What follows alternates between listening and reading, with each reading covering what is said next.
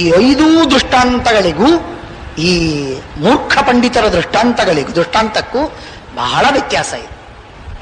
ಒಬ್ಬ ವಿದ್ವಾಂಸ, ನಾನು ಓದಿದ್ದೀನಿ, ಇವತ್ತು ನಾನು ಶಾಸ್ತ್ರವನ್ನು ಓದಿದ್ದೀನಿ, ಇವತ್ತು ನಮ್ಮ ಗುರುಗಳು ಅವರು ಇದ್ರೆ ಅವರಿಂದ ನನಗೆ ಇನ್ನೂ ಹೆಚ್ಚಿನ ಜ್ಞಾನ ಉದಯವಾಗುತ್ತೆ, ಹೆಚ್ಚೆಚ್ಚು ಜ್ಞಾನ ಲಾಭವಾಗಲಿಕ್ಕೆ ಅವಕಾಶ ಇದೆ.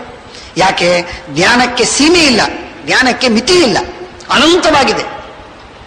ಹಾಗಾಗಿ ಶ್ರೀಮದಾನಂದ ತೀರ್ಥರಂಥ ಜ್ಞಾನಿಗಳೇ ವೇದವ್ಯಾಸ ದೇವರಿಂದ ಕಲಿತಾ ಇರುವಾಗ, ಟೀಕಾಕೃತ್ಪಾದರು, ವ್ಯಾಸರಾಜರು, ರಘುತ್ತಮರು, ರಾಯರು ಇಂಥವರೇ ಇನ್ನೂ ಹೆಚ್ಚಿನ ಜ್ಞಾನ ವೃದ್ಧಿ ಆಗಬೇಕು ಅಂತ ಹಂಬಲಿಸ್ತಾ ಇರುವಾಗ, ಮೂರ್ಖರ ಸಲುವಾಗಿ ಮಾತ್ರ ಪಂಡಿತರು ಬದುಕಬೇಕಾಗಿಲ್ಲ, ಕಿಂತು ಜ್ಞಾನದ ವೃದ್ಧಿ ಆಗಬೇಕಾಗಿದ್ರೂ ಕೂಡ ಹೆಚ್ಚಿನ ಜ್ಞಾನವಂತ ಬದುಕ್ತಾನೆ ಇರ್ತಾನೆ.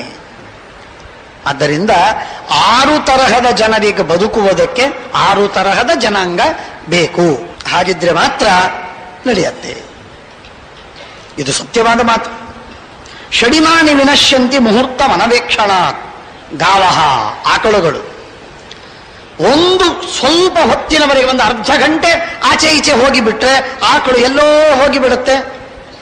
ಹೋಗಿ ನೀರಿನಲ್ಲೋ ಅಥವಾ ಕೆಸರಿನಲ್ಲೋ ಅಥವಾ ಬೇರೆ ಊರಿಗೋ ಅಥವಾ ಯಾರೋ ಕಳ್ಳರೋ ಅದನ್ನು ಒಯ್ದು ಬಿಡ್ತಾರೆ.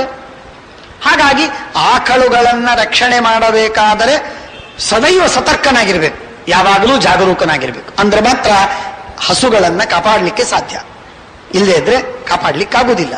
ಅದಕ್ಕಾಗಿ ಹೇಳಿದ್ರು ಗಾವಹ. ಇನ್ನೊಂದು ಬಹಳ ಮಹತ್ವದ ಮಾತು, ಕೃಷಿ.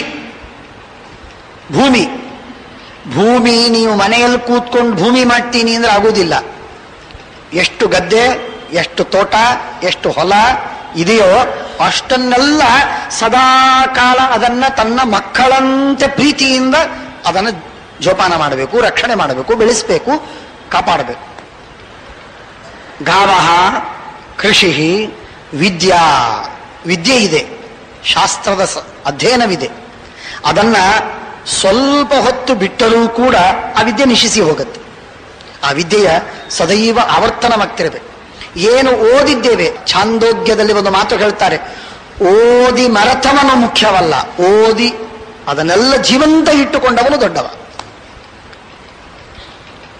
ನಮ್ಮ ಮಾಧ್ಯ ವೇದಾಂತದಲ್ಲಿ ಒಂದು ಮಾತು ಬರ್ತದೆ, ಆ ಶಬ್ದದಿಂದ ಹೇಳುವಂತಹದ್ದು, ಪ್ರತೀತ್ಯ ಅಪ್ರತೀಯಮಾನಾಂ ಸರ್ವಥಾ ಅಪ್ರತೀಯಮಾನಾಂಚ ಕೋ ವಿಶೇಷ. ಓದಿ ಮರೆತವನಿಗೂ ಏನೂ ಓದದವನಿಗೂ ಏನೂ ವ್ಯತ್ಯಾಸ ಇಲ್ಲ ಅಂತಂತಾರೆ ಶ್ರೀಮನ್ಯಾಯ ಸುಧಾದಲ್ಲಿ. ಅದಕ್ಕೆ ಅರ್ಥ ಬೇರೆ ಇದೆ, ಆದರೆ ಈ ಅರ್ಥದಲ್ಲಿ ಅದನ್ನು ಬಳಸುವ ಟಾಂಟಿನಲ್ಲಿ ಹೇಳುವುದಕ್ಕೆ ಈ ವಾಕ್ಯವನ್ನು ಬಳಸ್ತಾರೆ. ಅರ್ಥ ಏನು ಹಾಗಾದರೆ? ಓದಿದ್ದು ಜೀವಂತವಾಗಿ ಉಳಿಬೇಕು. ನಮ್ಮ ಪೂಜ್ಯ ಆಚಾರ್ಯರು ಯಾವಾಗಲೂ ಹೇಳಬೇಕು, ಅಫ್ಕೋರ್ಸ್ ಅದು ಜಗತ್ತಿನ ಮಾತದು, ಯಾವ ವಿದ್ಯೆ ನಮ್ಮ ಬುದ್ಧಿಗೆ ಬಂತೋ ಆ ವಿದ್ಯೆ ನಮ್ದು. ಯಾವ ವಿದ್ಯೆ ನಮ್ಮ ಬುದ್ಧಿಯಲ್ಲಿ ಉಳಿಲಿಲ್ಲ ಆ ವಿದ್ಯೆ ನಮ್ದಲ್ಲ. ಇದರಲ್ಲೇನು ವಿವಾದವೇ ಬೇಡ. ಪುಸ್ತಕಸ್ಥಾತು ಯಾ ವಿದ್ಯಾ ಪರಹಸ್ತಗತಂ ಧನಂ ಕಾರ್ಯಕಾಲೇ ನಸಾ ವಿದ್ಯಾ ನ ತದ್ಧನಂ. ಯಾವ ವಿದ್ಯೆ ನಮ್ಮ ಬುದ್ಧಿಯಲ್ಲಿಲ್ಲ, ಬಾಯಿಯಿಂದ ಹೇಳಲಿಕ್ಕಾಗುಲ್ಲ, ಅಂಥ ವಿದ್ಯೆ ಅಲ್ಲ. ಯಾವ ಹಣ ನಮ್ಮ ಕೈಯಲ್ಲಿಲ್ಲ, ಅಲ್ಲಿಟ್ಟೀನಿ ಇಲ್ಲಿಟ್ಟೀನಿ, ಕೆಲಸಕ್ಕೆ ಉಪಯೋಗ ಬೀಳಲಿಲ್ಲ, ಹಣ ಏನದು? ಹಣವಲ್ಲ. ಹಾಗಾಗಿ ವಿದ್ಯೆ ಮತ್ತು ಹಣಗಳು ಯಾವಾಗಲೂ ತನ್ನಲ್ಲಿರಬೇಕು, ತನ್ನ ವಶವಾಗಿರಬೇಕು. ಅಂದರೆ ಮಾತ್ರ ಅದು ವಿದ್ಯೆ, ಅದು ಹಣ. ಆದ್ದರಿಂದ ಅದಕ್ಕೆ ಹೇಳ್ತಾರೆ ವಿದ್ಯಾ ವೃಷಲ ಸಂಗತಿ.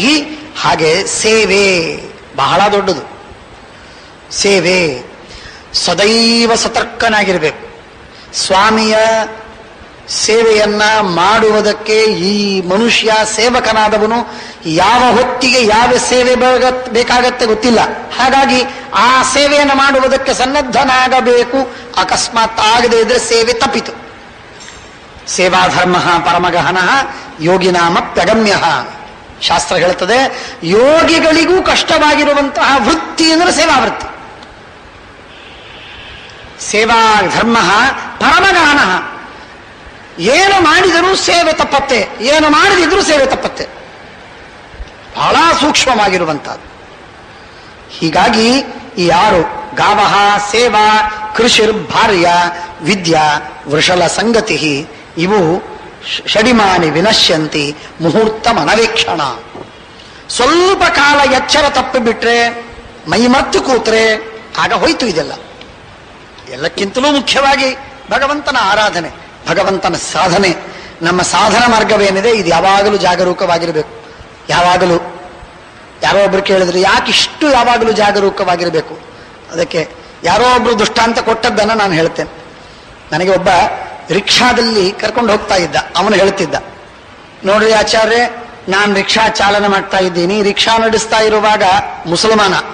ಅವನು ಹೇಳ್ತಾ ಇದ್ದ, ರಿಕ್ಷಾ ನಡೆಸ್ತಾ ಇರುವಾಗ ಆಚೆಯಿಂದ ಬರುತ್ತೆ, ಹಿಂದಿನಿಂದ ಬರುತ್ತೆ, ಮುಂದಿನಿಂದ ಬರುತ್ತದೆ, ಮುಂದೆ ಎಲ್ಲಾ ಕಡೆಯಿಂದ ಬರ್ತದೆ. ಅದನ್ನೆಲ್ಲ ನೋಡಿಕೊಂಡು ನಾನು ನಿಧಾನವಾಗಿ ತೆಗೆದುಕೊಂಡು ವ್ಯವಸ್ಥಿತವಾಗಿ ಹೋಗಬೇಕು. ಸ್ವಲ್ಪ ನಾನು ಅನವಧಾನ ಮಾಡಿಬಿಟ್ಟೆ ಅಂತಂದ್ರೆ ಹಾಳಾಗಿ ಹೋಗುತ್ತೆ, ಆಕ್ಸಿಡೆಂಟ್ ಆಗುತ್ತೆ. ಹಾಗೆ ಖುದಾನ್ ಸೇವೆ ಮಾಡಬೇಕಾದ್ರೂ, ದೇವರ ಸೇವೆ ಮಾಡಬೇಕಾಗಿದ್ರು ಕೂಡ ಇಷ್ಟೇ ಸಾವಧಾನನಾಗಿರಬೇಕು, ಅತೀ ಜಾಗರೂಕನಾಗಿರಬೇಕು. ಯಾವಾಗಲೂ ವ್ಯವಸ್ಥಿತವಾಗಿ ತಾನು ಕೆಲಸವನ್ನು ಮಾಡ್ತಿರ್ಬೇಕು. ಸಾಧನೆ ಮಾಡಿದರೆ ಮಾತ್ರ ಆಗತ್ತೆ, ಇಲ್ಲದಿದ್ರೆ ಆಗುವುದಿಲ್ಲ. ಹಾಗಾಗಿ ಬೆಳಗಿನಿಂದ ರಾತ್ರಿಯವರೆಗೆ ಭಗವಂತ ನಮ್ಮ ಕೇಂದ್ರದಲ್ಲಿದ್ದು ನಾವು ಅವನ ಸುತ್ತಲೂ ಓಡಾಡ್ತಾ ಇದ್ರೆ ಆಗ ಸದೈವ ಅವನ ಸ್ಮರಣೆ, ಅವನ ಚಿಂತನ ನಮಗಿದ್ರೆ ಸಾಧನೆ ಅಂತನ್ನೋದಾಗತ್ತೆ. ಇಲ್ಲದಿದ್ರೆ ಅದು ಸಾಧನೆ ಅಲ್ಲ. ಹಾಗಾಗಿ ಮುಹೂರ್ತ ಮನವೇಕ್ಷಣ, ಷಡಿಮಾನಿ ವಿನಶ್ಯಂತಿ ಮುಹೂರ್ತ ಮನವೇಕ್ಷಣ. ಷಡೇತೆ ಹ್ಯವಮನ್ಯಂತೆ ನಿತ್ಯಂ ಪೂರ್ವೋಪಕಾರಿಣಂ. ಮೊದಲು ಉಪಕಾರ ಮಾಡಿದ ವ್ಯಕ್ತಿಯನ್ನ 6 ಜನ ಬಿಟ್ಟು ಬಿಡ್ತಾರೆ. 6 ಜನ ತಾವು ಯಾರಿಂದ ಉಪಕಾರವನ್ನು ಪಡೆದಿದ್ದಾರೋ ಅವರನ್ನ ಬಿಟ್ಟು ಬಿಡುತ್ತಾರೆ. ಯಾರ್ಯಾರು? ಒಬ್ಬ ಡಾಕ್ಟರ್ ಹತ್ರ ನಾವು ಹೋಗ್ತೇವೆ. ಆ ಡಾಕ್ಟರ್ ಹತ್ರ ಹೋದಾಗ ಔಷಧಿಯನ್ನು ತೆಗೆದುಕೊಳ್ತೇವೆ, ಚಿಕಿತ್ಸೆ ಮಾಡಿಸಿಕೊಳ್ಬೇಕು. ಅವನೆಲ್ಲ ಔಷಧಿ ಉಪಚಾರವನ್ನೆಲ್ಲ ಮಾಡಿದ. ಆಮೇಲೆ ನಮಗೆ ಆರೋಗ್ಯವಾಯಿತೋ, ಆಮೇಲೆ ಅವನ ಭೇಟಿಯಾಗುವ ಪ್ರಸಂಗವೇ ಇಲ್ಲ ನಮಗೆ. ಅವನ ಚಿಂತೆನೇ ಇಲ್ಲ, ಭೇಟಿಯಾಗಬೇಕು ಅಂತನೂ ಅಗತ್ಯವಿಲ್ವೇ ಇಲ್ಲ. ಹಾಗಾಗಿ ನಾತುರಾಶ್ಚ ಚಿಕಿತ್ಸಕಂ ಆತುರಾಶ್ಚ ಚಿಕಿತ್ಸಕಂ ತ್ಯಜಂತಿ. ನಾವಂ ನಿಸ್ತೀರ್ಣ ಕಾಂತಾರಾಹ. ಹೊಳೆ ದಾಟಿದ ಮೇಲೆ ಅಂಬಿಗ ಯಾಕೆ ಅಂತ. ಹಾಗೆ ನದಿ ದಾಟಿದ ಮೇಲೆ ಅಂಬಿಗನ ಕೆಲಸ ಇಲ್ಲ. ಆಮೇಲೆ ಅಂಬಿಗನನ್ನು ಭೇಟಿ ಆಗ್ತಾ ಕೊಡ್ತೇವ? ಇಲ್ಲ. ಹೊಳೆ ದಾಟೋದಿದೆ, ದಾಟುವ ಹೊತ್ತಿಗೆ ಬೇಕು. ಆಗ ಅವನಿಗೆ ಕೈಗೆ 4 ಆಣೆನೋ 8 ಆಣೆನೋ 1 ರೂಪಾಯಿ 10 ರೂಪಾಯಿ 100 ರೂಪಾಯಿ ಅಂತೂ ಹಣವನ್ನು ತೆತ್ತು ಬಿಟ್ರೆ ಮುಗಿದೋಯ್ತು. ತನ್ನ ಕೆಲಸ ಆಯ್ತು, ತಾನು ಹೋಗಿಬಿಟ್ಟ, ಮುಗಿದೋಯ್ತು. ಆಮೇಲೆ ಅವನು ನೋಡಲೇ ಇಲ್ಲ. ಹಾಗಾಗಿ ನಿಸ್ತೀರ್ಣ ಕಾಂತಾರಾಹ ಅಂದ್ರೆ ನದಿಯನ್ನು ದಾಟಿದಂತಹ ವ್ಯಕ್ತಿ ನಾವಿಗನ ಅಂಬಿಗನ ಅಗತ್ಯ ಇಟ್ಕೊಳ್ಳೋದಿಲ್ಲ, ಅವನನ್ನು ಭೇಟಿಯಾಗುವುದಿಲ್ಲ. ಕೃತಾರ್ಥಾಶ್ಚ ಪ್ರಯೋಜಕಂ. ತನಗೆ ಹಣ ಬೇಕಾಗಿದೆ, ಹಣ ಕೊಡೋ ವ್ಯಕ್ತಿಯನ್ನ ಹಣ ಕೊಡೋವರೆಗೆ ಉಪಾಸನೆ ಮಾಡ್ತಾನೆ, ಸೇವೆ ಮಾಡ್ತಾನೆ, ಜಿ ಅಂತಾನೆ. ಕೊಟ್ಟಾದ ಮೇಲೆ ಅವನನ್ನು ಮಾತಾಡಿಸುವುದಿಲ್ಲ. ಕೃತಾರ್ಥಾಶ್ಚ ಪ್ರಯೋಜಕಂ. ಕೃತದಾರಾಶ್ಚ ಮಾತರಂ. ತಾಯಿಯಲ್ಲಿ ಬೇಕು, ತಾಯಿಯಲ್ಲಿ ಬೇಕು. ಅಂದ್ರೆ ಮದುವೆ ಆಗೋವರೆಗೆ ತಾಯಿ ಬೇಕು. ಅಮ್ಮ ಅಮ್ಮ ಅಮ್ಮ ಅಮ್ಮ. ಆಮೇಲೆ ಅಮ್ಮನ ಹೆಸರಿಲ್ಲ, ತಾಯಿ ಬೇಕಾಗೇ ಇಲ್ಲ. ತಾಯಿಯ ಕೆಲಸವನ್ನ ಹೆಂಡತಿ ಮಾಡ್ತಾಳೆ. ಹಾಗಾಗಿ ಹೊಟ್ಟೆಗೆ ಹಾಕಬೇಕು, ತನ್ನ ಜವಾಬ್ದಾರಿ ನೋಡಿಕೊಳ್ಬೇಕು, ಅವುಗಳನ್ನೆಲ್ಲ ಹೆಂಡತಿ ಮಾಡ್ತಾಳೆ. ಹಾಗಾಗಿ ತಾಯಿಯ ಅಗತ್ಯ ಏನೂ ಇಲ್ಲ, ಬಿಟ್ಟ. ಕೃತದಾರಾಶ್ಚ ಮಾತರಂ. ಹಾಗೇನೆ ಆಚಾರ್ಯಂ ಶಿಕ್ಷಿತ ಶಿಷ್ಯಾಹ. ಕಲಿತ ವಿದ್ಯಾರ್ಥಿಗಳು, ಶಿಷ್ಯರು, ಗುರುಗಳು ಪಾಠ ಹೇಳೋವರೆಗೆ ಅವರು ಬೇಕು. ಪಾಠ ಹೇಳಿ ಆದ ಮೇಲೆ ಗುರುಗಳು ಯಾಕೆ ಬೇಕು? ಹೊಳೆ ದಾಟಿದ ಮೇಲೆ ಅಂಬಿಗ ಬೇಕೇನು? ಬೇಕಾಗಿಲ್ಲ. ಹಾಗಾಗಿ ವಿದ್ಯಾ ನದಿಯನ್ನು ದಾಟಿಯಾದ ಮೇಲೆ, ವಿದ್ಯಾ ನದಿಯನ್ನು ದಾಟುವವರೆಗೆ ಗುರುಗಳು ಬೇಕು. ದಾಟಿಸುವ ಅಂಬಿಗ ಗುರು, ಹಾಗಾಗಿ ಬೇಕು. ಆಮೇಲೆ ಬೇಕಾಗಿಲ್ಲ. ಹೀಗೆ ಋತ್ವಿಜೋ ದತ್ತ ದಕ್ಷಿಣಂ. ದಕ್ಷಿಣೆ ಕೊಟ್ಟ ಯಜಮಾನ ಅಂತಾದ ಮೇಲೆ ಆ ಯಜಮಾನನನ್ನ ಮಾತಾಡಿಸುವ ಅಗತ್ಯವೇ ಇಲ್ಲ. ಯಜಮಾನ ದಕ್ಷಿಣೆ ಕೊಡೋವರೆಗೆ ಅವನನ್ನು ಮಾತಾಡಿಸ್ತಿರೋ. ದಕ್ಷಿಣೆ ಕೊಟ್ಟಾದ ಮೇಲೆ ಋತ್ವಿಜರು ಅವನನ್ನು ಯಾಕೆ ಮಾತಾಡಿಸ್ತಾರೆ? ಮಾತಾಡಿಸುವುದಿಲ್ಲ. ಹಾಗಿದೆ. ಕೆಲವು ಜನನೇ ಹೀಗಿದ್ದಾರೆ, ಸ್ವಭಾವನೇ ಅವರದು ಹೀಗೆ. ಅದಕ್ಕೆ ಹೇಳುವ ದೃಷ್ಟಾಂತ ಒಂದು. ಕೆಲವು ಜನ ಹೀಗೆಲ್ಲ ದೃಷ್ಟಾಂತ ಕೊಡ್ತಾರೆ. ಬೆಂಕಿಪಟ್ಟಣಕ್ಕೆ ಕಡ್ಡಿ ತೆಗೆದುಕೊಂಡು ಕೊರದಾದ ಮೇಲೆ, ದೀಪಕ್ಕೆ ಹಚ್ಚಿದ ಮೇಲೆ ಆ ಬೆಂಕಿಪಟ್ಟಣದ ಕಡ್ಡಿ ಬೇಕಾದು ಇಲ್ಲ, ಎಸೆಯೋದಷ್ಟೇ ಅದನ್ನು ಎಂದೆಂದಿಗೂ ಹತ್ರ ಸೇರಿಸುವುದಿಲ್ಲ. ಹಾಗೆ ಕೆಲವರು ಕೃತಜ್ಞರಾಗಿರ್ತಾರೆ ಅಂತ ಹೇಳುವ ದೃಷ್ಟಾಂತಕ್ಕೆ ಹೇಳುವಂತಹ ಮಾತು ಇರಲಿ. ಆಚಾರ್ಯಂ ಶಿಕ್ಷಿತ ಶಿಷ್ಯಾ ಕೃತದಾರಾಶ್ಚ ಮಾತರಂ ನಾರೀಂ ವಿಗತ ಕಾಮಸ್ತು ಕೃತಾರ್ಥಾಶ್ಚ ಪ್ರಯೋಜಕಂ ನಾಮಂ ನಿಸ್ತೀರ್ಣ ಕಾಂತಾರಾ ಆತುರಾಶ್ಚ ಚಿಕಿತ್ಸಕಂ. ಇವರು ಷಡೇತೆ ಹ್ಯವಮನ್ಯಂತೆ ಕೃತಂ ನಿತ್ಯಂ ಪೂರ್ವೋಪಕಾರಿಣಂ. ಹಿಂದೆ ಉಪಕಾರ ಮಾಡಿದ ವ್ಯಕ್ತಿಯನ್ನ ಇವರು ತಿರಸ್ಕಾರ ಮಾಡ್ತಾರೆ, ಅರ್ಥಾತ್ ಬಿಟ್ಟು ಬಿಡ್ತಾರೆ. ಆರೋಗ್ಯಮಾನಣ್ಯಂ ಅವಿಪ್ರವಾಸ ಸದ್ಭಿಸ್ ಮನುಷ್ಯೈ ಸಹ ಸಂಪ್ರಯೋಗ ಸ್ವಪ್ರತ್ಯಯ ವೃತ್ತಿರಭೀತವಾಸ ಷಡ್ಜೀವಲೋಕಸ್ಯ ಸುಖಾನಿರಾಜನ್. ಈರ್ಷ್ಯುರ್ಘೃಣಿ ನ ಸಂತುಷ್ಟ ಕ್ರೋಧನೋ ನಿತ್ಯಶಂಕಿತ ಪರಭಾಗ್ಯೋಪಜೀವಿ ಚ ಷಡೇತೆ ನಿತ್ಯ ದುಃಖಿತಾ. ಇನ್ನೊಬ್ಬರ ಭಾಗ್ಯದ ಮೇಲೆ, ಇನ್ನೊಬ್ಬರ ಸಂಪತ್ತಿನ ಮೇಲೇನೇ ಬದುಕುವಂತಹ ವ್ಯಕ್ತಿ ಯಾರಿದ್ದಾನೆ, ತಾನು ಗಳಿಸಿಲ್ಲ, ತಾನು ಹಣವಂತನಾಗಿಲ್ಲ, ಇನ್ನೊಬ್ಬರ ಸಂಪತ್ತಿನ ಮೇಲೇನೇ ಬದುಕುವಂತವನು ಯಾರಿದ್ದಾನೋ ಆ ವ್ಯಕ್ತಿ ಅವನ ಮಹಾ ನಿತ್ಯ ದುಃಖಿತ. ಯಾಕೆಂದ್ರೆ ಅವನು ಹಣ ಕೊಟ್ರೆ ತನಗಿದೆ, ಇಲ್ಲೇ ಇದ್ರೆ ಇಲ್ಲ. ಅವನಿಗೆ ಹಣ ಬಂದ್ರೆ ತನಗೆ ಬರುತ್ತೆ, ಅವನಿಗೆ ಬರದೇ ಇದ್ರೆ ನನಗಿಲ್ಲ. ನಿತ್ಯದಲ್ಲೂ ದುಃಖ. ಹಾಗಾಗಿ ಅದೊಂತರಹದ ದುಃಖ. ನಿತ್ಯ ಶಂಕಿತ, ಏನಾಗತ್ತೆ ನಾಳೆ ಏನು ಅನ್ನುವ ಚಿಂತೆ ಮಾಡುವಂತಹ ವ್ಯಕ್ತಿ. ಕ್ರೋಧನ, ಸಿಟ್ಟಿನವ, ಸದೈವ ಸಿಟ್ಟಿನ ಸ್ವಭಾವ. ಯಾರಿಗೆ ಸಿಟ್ಟಿನ ಸ್ವಭಾವವಿದೆ ಆ ಮನುಷ್ಯನಿಗೆ ಸಮಾಧಾನ ಇರುವುದಿಲ್ಲ, ಸದೈವ ಸಿಟ್ಟು, ಕಾರಣವಿಲ್ಲದೆ ಸಿಟ್ಟು. ಹಾಗೆ ಬರುವಂತಹ ಮನುಷ್ಯ ಅವನಿಗೆ ಹಿತವಾಗುವುದಿಲ್ಲ. ನ ಸಂತುಷ್ಟ, ಏನು ಬಂದರು, ಎಷ್ಟು ಬಂದರು, ಏನಾದರೂ, ಎಷ್ಟು ಗೌರವ ದೊರಕಿದ್ರು ತೃಪ್ತಿ ಇಲ್ಲದಂತಹ ಮನುಷ್ಯ. ಕೆಲವರು ಸ್ವಭಾವನೆ ಇರ್ತದೆ, ಎಷ್ಟು ಬಂದಿದೆ ಇದರ ಮೇಲೆ ಅವರಿಗೆ ಸಂತೋಷವಲ್ಲ, ಎಷ್ಟು ಬಂದಿದೆ ಇದರ ಮೇಲೆ ಅವರಿಗೆ ಸಂತೋಷವಿಲ್ಲ, ಎಷ್ಟು ಬಂದಿಲ್ಲ ಅನ್ನೋದರ ಮೇಲೆ ಅವರಿಗೆ ದುಃಖ. ಹಾಗಾಗಿ ಅವರ ಸ್ವಭಾವವೇನು ಅಂತಂದ್ರೆ, ಕೆಲವರ ಮುಖವೇ ಎಂದೆಂದಿಗೂ ಇಡೀ ಜನ್ಮದಲ್ಲಿ ಅಳುಮುಖ ಇದ್ದಂತೆ ಇರ್ತದೆ. ಅವರ ಸ್ಕೆಚ್ಚೇ ಹಾಗಿರ್ತದೆ, ಅಳುಮುಖ ಇದ್ದಂತೆ ಇರ್ತದೆ, ಏನು ಮಾಡ್ಲಿಕ್ಕಾಗುವುದಿಲ್ಲ. ಹಾಗೆ ಅವರ ಸ್ವಭಾವನೂ ಹಾಗೆ. ಅದನ್ನು ತಿದ್ದಿಕೊಳ್ಳುವುದಿಲ್ಲ, ಅವರು ತಿದ್ದಿಕೊಳ್ಳುವುದೇ ಇಲ್ಲ, ಸಂತೋಷವೇ ಪಡುವುದಿಲ್ಲ, ಸದೈವ ಅಳುವುದು. ಒಬ್ಬರೆಲ್ಲ ಒಬ್ಬರ ಮುಂದೆ ತನ್ನ ದುಃಖವನ್ನ ಹೇಳ್ತಾ ಇರುವುದು. ಅಲ್ಲ, ಸರಿಯಲ್ಲ ಅದು. ಏನು ಸಿಕ್ಕಿದೆ, ಏನಾಗಿದೆ ಅದರಲ್ಲಿ ಸಂತೋಷ ಪಡಬೇಕು. ಅಸಂತುಷ್ಟನಾದರೆ ಪ್ರಯೋಜನವಿಲ್ಲ. ಹಾಗಾಗಿ ಮತ್ತು ಘೃಣಿ, ಈರ್ಷ್ಯು, ಈರ್ಷ್ಯ ಮಾಡುವವನು. ರಾತ್ರಿ ಹೇಳು, ಕೆಲವರ ಸ್ವಭಾವ ನಾವು ನೋಡ್ತೇವೆ, ನೀವು ನೋಡಿರ್ಬೋದು. ಯಾವಾಗಲೂ ಒಬ್ಬ ವ್ಯಕ್ತಿಯನ್ನು ತಲೆಯಲ್ಲಿ ಇಟ್ಕೊಂಡು ಅವನ ಬಗ್ಗೆ ಈರ್ಷ್ಯೆ ಮಾಡ್ತಿರ್ತಾರೆ. ಅಣ್ಣನೋ ತಮ್ಮನೋ, ಷಡ್ಕನೋ, ಅಥವಾ ಹೆಂಡತಿಯ ತಮ್ಮ ಅಣ್ಣ, ಇಲ್ಲ ಅಕ್ಕನ ಗಂಡ ಇತ್ಯಾದಿ ಬಳಗ, ಯಾರೋ ಬಳಗ, ನೇಬರ್, ಇಲ್ಲ ಕಲೀಗ್, ತನ್ನ ಬಾಸ್. ಒಬ್ಬ ಬಳಗ, ಒಬ್ಬ ವ್ಯಕ್ತಿ ಇರ್ತಾನೆ, ಅವನ ಮೇಲೆ ಈರ್ಷ್ಯೆ ಮಾಡೋದೇ ಸದೈವ ಹಲ್ಲು ಕೊರಿಯೋದು. ಅದನ್ನು ಮಾಡಿ ಮಾಡಿ ಮಾಡಿ ಮಾಡಿ ಅವನು ಸರ್ವಥಾ ಅವನಿಗೆ ಎಂದೆಂದಿಗೂ ಸಂತೋಷ ಆಗ್ಲಿಕ್ಕೆ ಸಾಧ್ಯವಿಲ್ಲ. ಈರ್ಷ್ಯು ಘೃಣಿ ನ ಸಂತುಷ್ಟ ಕ್ರೋಧನೋ ನಿತ್ಯ ಶಂಕಿತ ಪರಭಾಗ್ಯೋಪಜೀವಿ ಚ ಷಡೇತೆ ನಿತ್ಯ ದುಃಖಿತಾ. ಅಷ್ಟೌ ಪೂರ್ವ ನಿಮಿತ್ತಾನ ನಿರಸ್ಯ ವಿನಶಿಷ್ಯತಃ. ಮುಂದೆ ಮನುಷ್ಯ ನಾಶವಾಗ್ತಾನೆ ಅಂತನ್ನೋದಕ್ಕೆ 8 ನಿಮಿತ್ತಗಳನ್ನು ತಿಳ್ಕೊಳ್ಳಿ. ಅವನ ಹಾಳಾಗ್ತಾನೆ ಅಂತನ್ನೋದಕ್ಕೆ 8 ನಿಮಿತ್ತಗಳು. ದೊಡ್ಡ ಹಾನಿಯಾಗತ್ತೆ ಅವನಿಗೆ, ಭಾರೀ ದೊಡ್ಡ ಘೋರವಾದ ದುಃಖ ಅವನಿಗೆ ಆಗೋದಿದೆ ಅಂತನ್ನೋದಕ್ಕೆ 8 ನಿಮಿತ್ತಗಳು.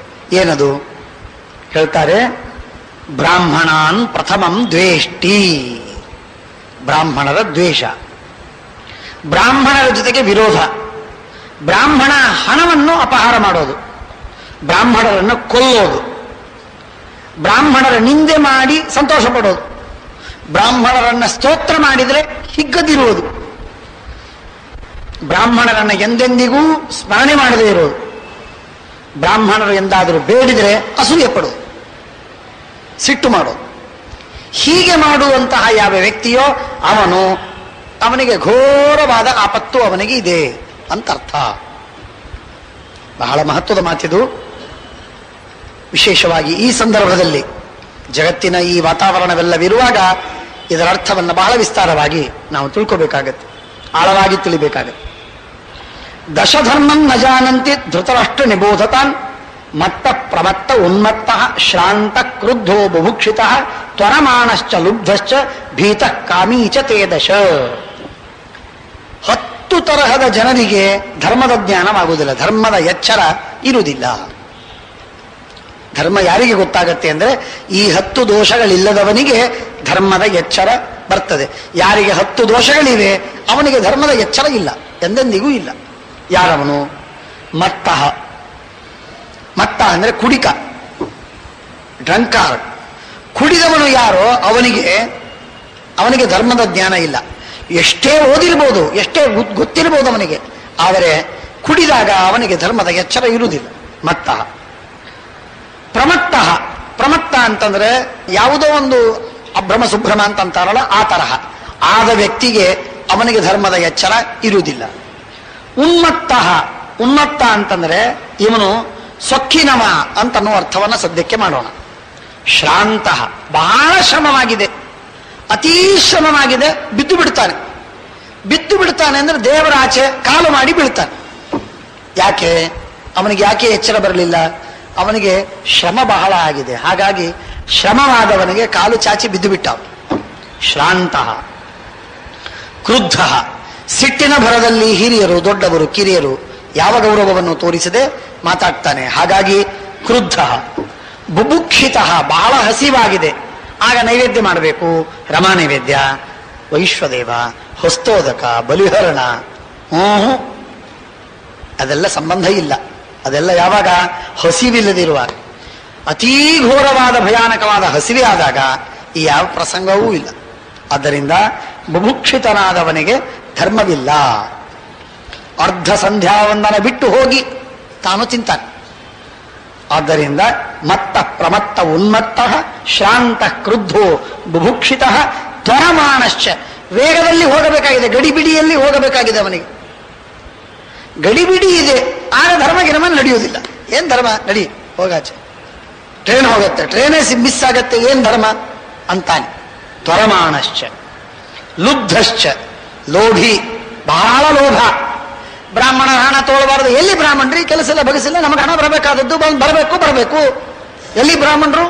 ಏನು ಬ್ರಾಹ್ಮಣ ಅಂತ ಹೇಳ್ತಿ? ಆದ್ದರಿಂದ ಲೋಭಿಯಾದ ಮನುಷ್ಯನಿಗೆ ಧರ್ಮದ ಎಚ್ಚರ ಇರುವುದೇ ಇಲ್ಲ. ಲುಬ್ಧಶ್ಚ ಭೀತ ಕಾಮೀಚ ತೇ ದಶ. ಹಾಗಾಗಿ ಈ 10 ತರಹದ ಜನರಿಗೆ ಎಂದೆಂದಿಗೂ ಧರ್ಮದ ಎಚ್ಚರ ಇರುವುದಿಲ್ಲ. ಆದ್ದರಿಂದ ದೋಷಗಳನ್ನ ಗುಣಗಳನ್ನ ದೋಷಗಳನ್ನ ಎಲ್ಲವನ್ನೂ ಎನುಮೆರೇಟ್ ಮಾಡ್ತಾ ಇದ್ದಾನೆ. ಎಲ್ಲವನ್ನೂ ವಿವರವಾಗಿ ಹೇಳ್ತಾನೆ, ಲೆಕ್ಕ ಮಾಡಿ ಹೇಳ್ತಾನೆ. ಅತ್ರೈವ ಉದಾಹರಂತಿ ಮಮ್ ಇತಿಹಾಸಂ ಪುರಾತನಂ ಪುತ್ರಾರ್ಥಂ ಅಸುರೇಂದ್ರೇಣ ಗೀತಂ ಚೈವ ಸುಧನ್ವನ ಯಃ ಕಾಮಮನ್ಯು ಪ್ರಜಹಾತಿ ರಾಜ ಪಾತ್ರೆ ಪ್ರತಿಷ್ಠಾಪಯತೆ ಧನಂಚ. ತನ್ನ ಸಿಟ್ಟು ಮತ್ತು ಕಾಮಗಳನ್ನ ನಿಗ್ರಹ ಮಾಡಿ ಯಾರು ತಾನು ಕೊಡಬೇಕಾದ ಹಣವನ್ನ ಯೋಗ್ಯರಾದ ವ್ಯಕ್ತಿಗಳಿಗೆ ಧನವನ್ನ ಕೊಡ್ತಾನೋ ಆ ಮನುಷ್ಯ ಉತ್ತಮನಾದಂತಹ ತಂ ಸರ್ವಲೋಕ ಕುರುತೆ ಪ್ರಮಾಣಂ. ಅಂಥ ವ್ಯಕ್ತಿ ಎಲ್ಲರಿಗೆ ಆದರ್ಶನಾಗ್ತಾನೆ. ಜಾನಾತಿ ವಿಶ್ವಾಸಯಿತು ಮನುಷ್ಯಾನ್ ವಿಜ್ಞಾತ ದೋಷೇಶು ದದಾತಿ ದಂಡಂ ಜಾನಾತಿ ಮಾತ್ರಾಂಚ ತಥಾ ಕ್ಷಮಂಚ ತಂ ತಾದೃಶಂ ಶ್ರೀರ್ಜುಷತೆ ಸಮಗ್ರ. ಮನುಷ್ಯನಿಗೆ ಜನರಲ್ಲಿ ವಿಶ್ವಾಸ ಇಡುವುದು ಬರಬೇಕು, ಜನರಿಗೆ ತನ್ನಲ್ಲಿ ವಿಶ್ವಾಸವನ್ನ ಇಡುವಂತೆ ಮಾಡಬೇಕು. ವಿಶ್ವಾಸ ಬಹಳ ಅಪರೂಪದ ವಸ್ತು. ಆ ಅಪರೂಪದ ವಸ್ತುವನ್ನ ಇಡುವುದಕ್ಕೂ ಯೋಗ್ಯರಲ್ಲಿ ಇಡಬೇಕು, ತಾನೂ ಜನರಿಂದ ವಿಶ್ವಾಸವನ್ನು ಗಳಿಸಬೇಕು. ಇದೆರಡು ಮಹತ್ವದ ಕಾರ್ಯ ಜೀವನದಲ್ಲಿ ಮಾಡುವಂತಹದ್ದು. ಹಾಗಾಗಿ ಹೀಗೆ ಮಾಡುವವನು ಯಾರೋ ಅವನು ಉತ್ತಮನಾದಂತಹ ಸಾಧಕ, ರಾಜ. ದಂಭಂ ಸ್ಥೈನ್ಯಂ ಪೈಶುನಂ ಮದ್ಯಪಾನಂ ನ ಸೇವತೆ ಯಸ್ಸ ಸುಖಿ ಸರ್ವದೈ ಸದೈವ ನ ಸಂಭ್ರಮೇಣ ಆರಭತೆ ತ್ರಿವರ್ಗಂ ಆಕಾರಿತ ಶಂಸತಿ ತತ್ವಮೇವ ನ ಮಿತ್ರಾರ್ಥೇ ರೋಚಯತೆ ವಿವಾದಂ ನಾಪೂಜಿತ ಕುಪ್ಯತೆ ಚಾಪ್ಯಸಂ ಅಮೂಢ ನಯೋಭ್ಯಸೂಯತ್ಯನುಕಂಪತೆ ಚ ನ ದುರ್ಬಲ ಪ್ರಾತಿಭವ್ಯಂ ಕರೋತಿ. ಒಂದೊಂದು ಮಾತುಗಳು ಅತ್ಯಂತ ಅನುಭವದ ಮಾತು, ಬಹಳ ಸುಂದರವಾದಂತಹ ಮಾತುಗಳು. ನ ಮಿತ್ರಾರ್ಥೇ ರೋಚಯತೆ ವಿವಾದಂ. ಇನ್ನೊಬ್ಬರಿಗಾಗಿ ತಾನು ವಿವಾದಕ್ಕೆ ಒಳಗಾಗುವುದಿಲ್ಲ. ವಿವಾದವನ್ನು ಮಾಡುವುದೇ ತಪ್ಪು. ಆ ವಿವಾದವನ್ನು ಮಾಡುವುದೂ ಕೂಡ ತನಗಾಗಿಯೇ ತಾನು ಮಾಡುವುದೇ ತಪ್ಪು. ಹಾಗಿರುವಾಗ ಇನ್ನೊಬ್ಬರಿಗಾಗಿ ತಾನು ವಿವಾದದಲ್ಲಿ ಸಿಕ್ಕು ಬೀಳುವುದು ಮೂರ್ಖತನ. ಎಂದೆಂದಿಗೂ ಮಾಡ್ಲಿಕ್ಕೆ ಹೋಗಬಾರದು. ತಾನು ವಿವಾದವನ್ನು ಮಾಡಬಾರದು, ಇನ್ನೊಬ್ಬರಿಗಾಗಿ ಅಂತೂ ವಿವಾದವನ್ನ ಎಂದಿಗೂ ಮಾಡಬಾರದು. ನಾಪೂಜಿತ ಕುಪ್ಯತಿ ಚಾಪ್ಯ ಮೂಢ. ತನಗೆ ಗೌರವ ಬೇಕು ಅಂತ ಅಪೇಕ್ಷೆ ಇಟ್ಕೊಂಡು ತನಗೆ ಗೌರವವಾಗದಿದ್ದಾಗ ಸಿಟ್ಟಿಗೆ ಬರುವುದು, ಕೋಪಿಸಿಕೊಳ್ಳುವುದು ಮೂಢತನದ ಲಕ್ಷಣ. ಎಂದೆಂದಿಗೂ ಕೋಪಿಸಿಕೊಳ್ಳಬಾರದು. ಗೌರವ ಕೊಟ್ರೆ ಸ್ವೀಕಾರ ಮಾಡಿದ, ಗೌರವ ಕೊಡದೇ ಇದ್ರೆ ಇಲ್ಲ, ಗೌರವ ಕೊಡದೇ ಇದ್ರೆ ಏನಾಯ್ತು, ನಾನೇನು ಚಿಕ್ಕವನಾದೇನೇನು ಅಂತ ತಾನು ತಿಳಿದು ತನ್ನಗೆ ತಾನು ಸಮಾಧಾನ ಮಾಡಿಕೊಳ್ಬೇಕು. ಗೌರವ ಕೊಟ್ಟಿಲ್ಲ ಅಂತನ್ನುವುದಕ್ಕಾಗಿ ಅಸಮಾಧಾನ ಪಡುವುದು ದಡ್ಡತನದ ಲಕ್ಷಣ. ಅದನ್ನ ಡಿಮಾಂಡ್ ಮಾಡಬಾರದು, ಕಮಾಂಡ್ ಮಾಡಬೇಕು. ಶಾಸ್ತ್ರ ಹೇಳ್ತದಲ್ಲ, ಆ ಮಾತನ್ನು ನಾವಿಲ್ಲಿ ತಿಳಿಬಹುದು. ನಾಪೂಜಿತ ಕುಪ್ಯತಿ ಚ ಪ್ರಮೂಢ.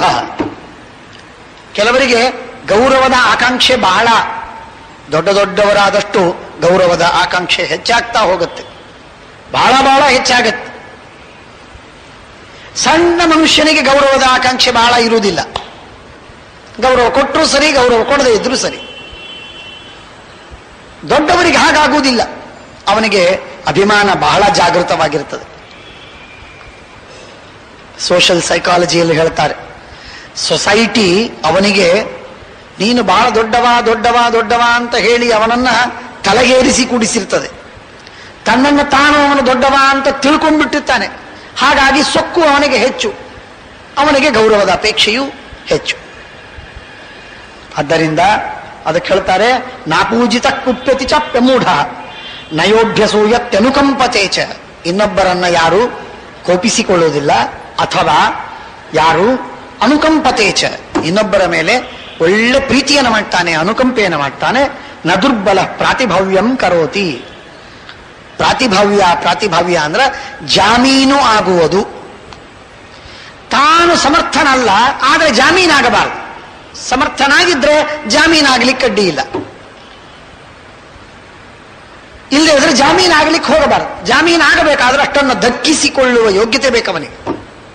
ಸಾಲ ಮಾಡುವವನಾಗಲಿ ಅಥವಾ ಯಾರಿಗೆ ಬೇಲ ಮಾಡ್ತಾರೆ ಅವನಿಗಾಗಲಿ ತಾನು ಜಾಮೀನಾಗಿ ನಿಲ್ಲುವುದಾಗಿದ್ರೆ ಅವನಿಗೆ ಅಷ್ಟು ಸಾಮರ್ಥ್ಯ ಬೇಕು, ಕುವತ್ತು ಬೇಕು. ಅಂದ್ರೆ ಮಾತ್ರ ಅದನ್ನು ಮಾಡ್ಲಿಕ್ಕೆ ಹೋಗ್ಬೇಕು, ಇಲ್ಲದೆ ಇದ್ರೆ ಮಾಡ್ಲಿಕ್ಕೆ ಹೋಗಬಾರ್ದು. ನ ದುರ್ಬಲ ಪ್ರಾತಿಭಾವ್ಯಂ ಕರೋತಿ ನ ಪೌರುಷೇಣಾಪಿ ವಿಕಥತೆ ನ್ಯಾನ್ ನ ಮೂರ್ಛಿತ ಕಟುಕಾನ್ಯಾ ಕಿಂಚಿತ್. ನ ಪೌರುಷೇಣಾಪಿ ವಿಕಥತೆ ನ್ಯಾನ್. ತನ್ನ ಪರಾಕ್ರಮವಿದೆ, ತಾನು ಬಹಳ ಸಮರ್ಥ, ಬಲವಂತ, ಶಕ್ತಿಶಾಲಿ ಎನ್ನುವುದಕ್ಕಾಗಿ ಇನ್ನೊಬ್ಬರನ್ನ ತಿರಸ್ಕಾರ ಮಾಡುವುದು ತಪ್ಪು, ಅನ್ಯಾಯ. ಅದು ಮನುಷ್ಯ ಇನ್ನೊಬ್ಬರನ್ನ ತಿರಸ್ಕಾರ ಮಾಡುವುದು ಅಂತನ್ನೋದೇನಿದೆ, ಯಯಾತಿಯ ಚರಿತ್ರೆಯಲ್ಲಿ ಕೇಳ್ತೇವೆ, ಬಹಳ ವಿಸ್ತಾರವಾಗಿ ಕಥೆ ಕೇಳ್ತೇವೆ. ಇನ್ನೊಬ್ಬರನ್ನ ಅವಹೇಳನ ಮಾಡುವುದು, ತಿರಸ್ಕಾರ ಮಾಡುವುದು ಅತೀ ಕ್ಷುದ್ರವಾದ ಕೆಲಸ. ಅವರು ಎಷ್ಟೇ ಚಿಕ್ಕವರಿರಬಹುದು, ಅವಹೇಳನ ಮಾಡಲಿಕ್ಕಿಲ್ಲ, ತಿರಸ್ಕಾರ ಮಾಡಲಿಕ್ಕಿಲ್ಲ. ಯಯಾತಿ ತಿರಸ್ಕಾರ ಮಾಡಿದ್ದಕ್ಕಾಗಿ, ಅತಿ ಚಿಕ್ಕವರನ್ನೂ ತಿರಸ್ಕಾರ ಮಾಡಿದ್ದಕ್ಕಾಗಿ ಸ್ವರ್ಗದಿಂದ ಪತಿತನಾಗಿ ಭೂಮಿಯಲ್ಲಿ ಬಿದ್ದ ಅಂಥ ದೊಡ್ಡ ರಾಜ. ಹಾಗಾಗಿ ಸಾಧನ ಮಾರ್ಗದಲ್ಲಿ ಇನ್ನೊಬ್ಬರನ್ನು ತಿರಸ್ಕಾರ ಮಾಡುವುದು ಸರ್ವಥಾ ಸರಿಯಲ್ಲ. ಹೀಗೆ ಅನೇಕ ಉಪದೇಶಗಳನ್ನು ಮಾಡ್ತಾ ಇದ್ದಾನೆ. ಪ್ರಾಯಶ್ಚಿತ್ತಾನ್ ವಿವಿಧಾನ್ ಲೋಕವಾದಾನ್ ಏತಾನಿ ಯಕ್ಕುರುತೆ ನೈತಿಕಾನಿ ತಸ್ಯೋತ್ಥಾನಂ ದೇವತಾ ರಾಧಯಂತಿ ಮಿತಂ ಭುಂಕ್ತೆ ಸಂವಿಭಜ್ಯಾಶ್ಯತೆಭ್ಯ. ತಾನು ಗಳಿಸಿದ ಹಣವನ್ನು ಸಾಧ್ಯವಿದ್ದಷ್ಟು ಬೇರೆಯವರಿಗೆ ಕೊಟ್ಟು ತಾನು ಭೋಗ ಮಾಡಬೇಕು. ತನ್ನ ಬಳಗದವರಿಗೆ ಕೊಡದೆ ತಾನು ಭೋಗ ಮಾಡ್ತಾನೆ ಅಂತಾದರೆ ಆಗ ಅನೇಕ ಆಪತ್ತುಗಳು ಅವರಿಗೆ ಬರಲಿಕ್ಕುಂಟು, ನಾನಾ ವಿಧವಾದ ಆಪತ್ತುಗಳು ಬರಲಿಕ್ಕೆ ಸಾಧ್ಯ. ಆದ್ದರಿಂದ ಸರ್ವಥಾ ತಾನು ಸಂವಿಭಾಗ ಮಾಡದೆ ಬೇರೆಯವರಿಗೆ ಕೊಡದೆ ತಾನೊಬ್ಬನೇ ಭೋಗ ಮಾಡುವುದು ಸರಿಯಲ್ಲ. ಮಿತಂ ಭುಂಕ್ತೆ ಸಂವಿಭಜ್ಯ ಆಶ್ರಿತೇಭ್ಯ ಮಿತಂ ಸ್ವಪಿತ್ಯಮಿತಂ ಕರ್ಮಕೃತ್ವ. ಸಾಕಷ್ಟು ಕೆಲಸವನ್ನು ಮಾಡ್ತಾನೆ, ಯಾವಾಗಲೂ ಕೆಲಸವನ್ನು ಮಾಡ್ತಾನೆ. ಕೆಲಸದಲ್ಲಿ ಉತ್ಸಾಹ ಅವನಿಗೆ ಕಡಿಮೆ ಆಗುವುದಿಲ್ಲ, ಆದರೆ ಮಲಗುವುದು ಮಾತ್ರ ಅತಿ ದೀರ್ಘವಾಗಿ ಮಲಗುವುದಿಲ್ಲ. ಎಷ್ಟು ಹಿತವೋ ಅಷ್ಟೇ ಮಲಗಿ ಎದ್ದು ಬಿಡುತ್ತಾನೆ, ಮತ್ತೆ ಕಾರ್ಯದಲ್ಲಿ ತೊಡಗುತ್ತಾನೆ. ಹೀಗೆ ಇರುವಂತಹ ವ್ಯಕ್ತಿ ಅವನು ಉತ್ತಮ. ಯ ಆತ್ಮನಾಥ ಅಪತ್ರಪತೆ ಭೃಶಂ ನರಃ ಸಸರ್ವಲೋಕಸ್ಯ ಗುರುರ್ಭವತ್ಯುತ. ಹೀಗಿದ್ದಕ್ಕಾಗಿ ಧೃತರಾಷ್ಟ್ರ ಕೇಳಿದ ಮತ್ತೆ, ಜಾಗ್ರತೋ ದಹ್ಯಮಾನಸ್ಯ ಯತ್ಕಾರ್ಯಂ ಅನುಪಶ್ಯಸಿ ತದ್ಬ್ರೂಹಿತ್ವಂ ನೀನಸ್ತಾತ ಧರ್ಮಾರ್ಥ ಕುಶಲ ಶುಚಿ. ನಾನು ಎಚ್ಚರವಾಗಿದ್ದೀನಿ, ನನ್ನ ಹೊಟ್ಟೆಯೆಲ್ಲ ಬೆಂಕಿಯಿಂದ ಬೇಯ್ತಾ ಇದೆ, ತಲೆ ಬಿಸಿ ಬಿಸಿ ಬಿಸಿ ಆಗ್ತಾ ಇದೆ. ಯಾಕಾಗ್ತಾ ಇದೆ ನನಗೆ ಗೊತ್ತಿಲ್ಲ, ಬಹಳ ಆಪತ್ತು ಬಂದಿದೆ ಅಂತ ನನಗೆ ತೋರುತ್ತೆ. ನೀನು ಧರ್ಮಾರ್ಥಗಳಲ್ಲಿ ಒಳ್ಳೆ ಬುದ್ಧಿವಂತ, ಹಾಗಾಗಿ ನನ್ನ ರೋಗ ಏನು ಅಂತ ಅನ್ನೋದನ್ನು ನೋಡು, ನನಗೆ ಸರಿಯಾದ ಉಪಾಯವನ್ನು ಹೇಳು, ಅದಕ್ಕೆ ತಕ್ಕಂತೆ ನಾನು ಮಾಡ್ತೇನೆ, ನನಗೆ ಹಿತವಾದ ಮಾರ್ಗದರ್ಶನವನ್ನು ಮಾಡು. ಶುಭಂ ವಾ ಯದಿ ವಾ ಪಾಪಂ ದ್ವೇಷ್ಯಂ ವಾ ಯದಿ ವಾ ಪ್ರಿಯಂ ನಾಪೃಷ್ಟ ಕಸ್ಯಚಿತ್ ಬ್ರೂಯಾತ್ ಯಸ್ಸ ನಿಚ್ಛೇತ್ ಪರಾಭವಂ. ಒಂದು ಮಾತು ತಿಳಿ ಧೃತರಾಷ್ಟ್ರ, ನೀನು ಕೇಳದ ಹೊರತು ನಾನು ಹೇಳಬಾರದು ಅಂತ ಅನ್ನೋದಕ್ಕಾಗಿ ಸುಮ್ಮನಿದ್ದೆ ನಾನು. ಒಳ್ಳೆ ಮಾತಾಗಲಿ ಕೆಟ್ಟ ಮಾತಾಗಲಿ, ಅಂದ್ರೆ ಕಠೋರವಾದ ಮಾತಾಗಲಿ ಪ್ರಿಯವಾದ ಮಾತಾಗಲಿ, ವಿನಾಕಾರಣವಾಗಿ ಕೇಳದಿದ್ದವನಿಗೆ ಹೇಳಬಾರದು. ಕೇಳದೆ ಹೇಳಿಬಿಟ್ರೆ ಅವಮಾನವಾಗುತ್ತೆ, ಅವಮಾನವಾಗುವ ಸಂಭವವಿದೆ. ನಿನಗೆ ಯಾರು ಕೇಳಿದ್ರು ಅಂತ ಕೇಳ್ತಾನೆ ಮೊದಲನೇದ್ದು, ನಿನಗೆ ಯಾರು ಹೇಳು ಅಂತ ಹೇಳಿದ್ರು ಅಂತ ಪ್ರಶ್ನೆ ಕೇಳುತ್ತದೆ. ಹಾಗಾಗಿ ಕೇಳದ ಹೊರತು ವಿನಾಕಾರಣವಾಗಿ ಹೇಳಬಾರದು. ಅಲ್ಲ, ಹಿತೈಷಿಯಾಗಿದ್ರೆ ಕೇಳುವ ಅಗತ್ಯವಿಲ್ಲ. ಶರಣಾಗತನಾಗಿದ್ದಾನೆ, ಮಕ್ಕಳಿದ್ದಾರೆ, ಅವರಿಗೆ ಕೇಳುವ ಅಗತ್ಯವಿಲ್ಲ. ಶಿಷ್ಯರಿದ್ದಾರೆ, ಕೇಳುವ ಅಗತ್ಯವಿಲ್ಲ. ತಮ್ಮಂದರು ಕೇಳುವ ಅಗತ್ಯವಿಲ್ಲ. ಬಳಗದವರು ಕೇಳುವ ಅಗತ್ಯವಿಲ್ಲ. ಕೇಳದೇ ಹೇಳಬೇಕು.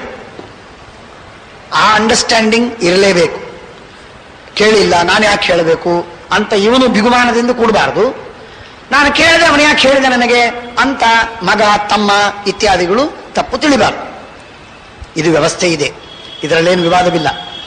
ಶುಭಂ ವಾ ಯದಿ ವಾ ಪಾಪಂ ದ್ವೇಷ್ಯಂ ವಾ ಯದಿ ವಾ ಪ್ರಿಯಂ ನಾಪೃಷ್ಟ ಕಸ್ಯಚಿತ್ ಬ್ರೂಯಾತ್. ಕೇಳದವನಿಗೆ ಎಂದೆಂದಿಗೂ ಹೇಳಲಿಕ್ಕೆ ಹೋಗಬಾರದು. ಕೇಳದಿದ್ರೂ ಹೇಳಿಬಿಟ್ಟ ಅಂತಂದ್ರೆ ಅವಮಾನವಾಗತ್ತೆ.